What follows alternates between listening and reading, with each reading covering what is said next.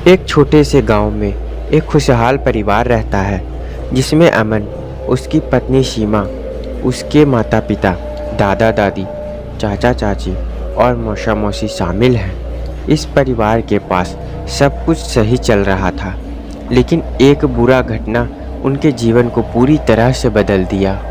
अमन और सीमा की एक प्यारी बेटी है जिसका नाम किरण है। किरण केवल 5 साल की है, लेकिन उसका जीवन एक दर्दनाक मोड़ ले लेता है जब एक कार एक्सीडेंट में उसकी मृत्यु हो जाती है।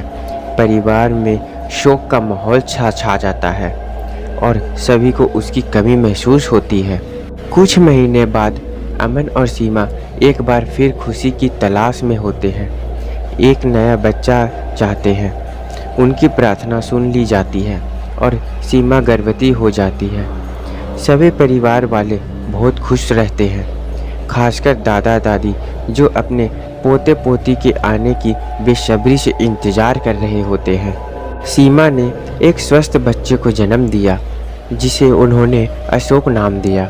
अशोक के जन्म के बाद परिवार के सभी सदस्य बेहद खुश होते थे, लेकिन धीरे धीरे अजीब घटनाएं घटने लगती है।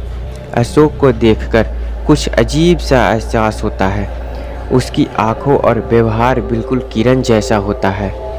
अशोक के पहले जन्मदिन के पास दादी को एक सपना आता है। सपने में किरण आती है और उसे कहती है कि वह फिर से लौट आई है, लेकिन किसी कारणवश उसकी यादें पूरी तरह से वापस नहीं आई है।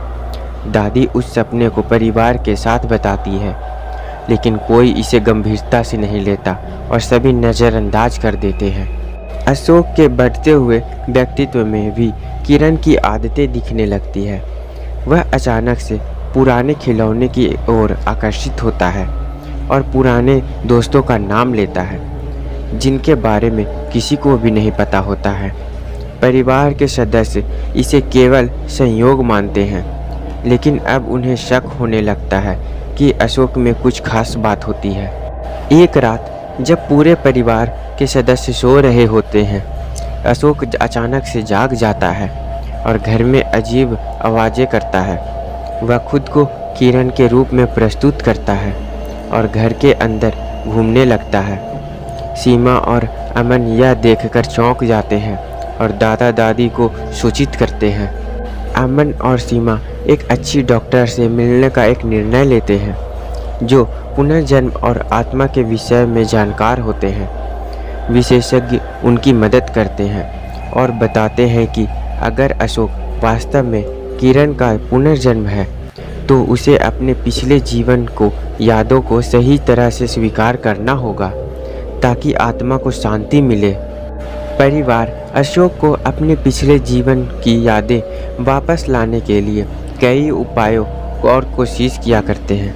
वे उसे पुरानी तस्वीर और खिलौने दिखाते हैं और किरण की पुरानी बातें याद करने की कोशिश कराते हैं, लेकिन अशोक की यादें पूरी तरह से लौट नहीं आई थी। घर में अजीब घटनाएं जारी रहती थी। दिन परिवार को घर में एक पुराना संदूक मिलता है जिसमें किरण की पुरानी चीज़ें और एक पत्र होता है। पत्र में किरण ने लिखा होता है कि उसकी आत्मा की शांति खोज में है और उसे अपने पिछले जीवन का अधूरा कारोबार को पूरा करना होता है। पत्र पढ़कर परिवार को एहसास होता है कि किरण की आत्मा को शांति दिलाने के लिए उन्हें कुछ खास करना होगा। परिवार मिलकर एक विशेष पूजा का निर्णय लेता है जिसमें वे किरण की आत्मा को शांति दिलाने के लिए विशेष मंत्र पढ़ते हैं। पूजा के दौरान अशोक अजीब तरीके से काम करने लगता है और अचानक से अपनी पुरानी जीवन की कुछ बातें बताता है। परिवार का दिल दहल जाता है क्योंकि अशोक की बातें पूरी तरह से सही लगती है। पूजा के बाद अशोक की आदतें और व्यवहार सामान्य हो जाता है और परिवार को लगता है कि किरण की आत्मा को शांति मिल गई है। लेकिन कुछ दिन बाद परिवार को घर के अंदर कुछ अजीब घटनाएं महसूस होने लगती है जो दर्शाती है कि किरण की आत्मा पूरी तरह से शांति नहीं हुई है। क्या किरण की आत्मा सच में शांति पाए गई, या फिर पुनर्जन्म का अधूरा इच्छा? कहानियाँ हमेशा रहस्य में ही रहेगी। इस खुलते रहस्य के साथ कहानी खत्म होती है, जिससे आप सोचने पर मजबूर हो जाते हैं कि वास्तव में आगे क्या हुआ। आगे की कहानी जानने के लिए हमारे साथ बने रहें। दोस्तों, आपका क्या कहना है इस कहानी के बारे में?